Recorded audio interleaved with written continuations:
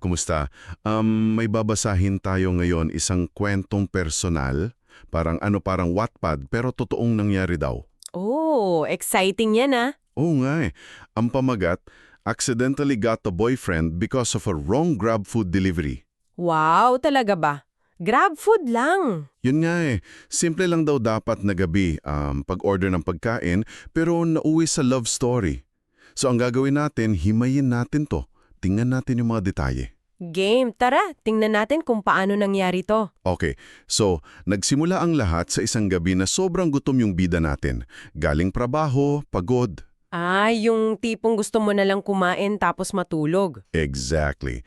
So, nag-order siya ng paborito niyang chicken wings saka fries sa GrabFood. Simple lang 'di ba? Yung usual comfort food. Oo, comfort food. Pero, dito na papasok yung twist.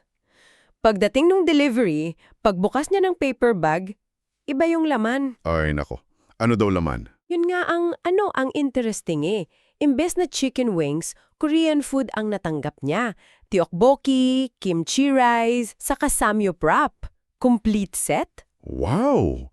Ang layo sa chicken wings! Malayo talaga, hindi niya yun in-order. Pero dahil nga alam mo gutom na siya, anong ginawa niya? Eto na, kinain niya. Kinain niya, agad-agad. Oo, walang tanong-tanong daw. Naisip pang araw niya baka upgrade. Swerte lang. Naku naman! Malay natin, di ba? Baka promo. Pero teka, pagkatapos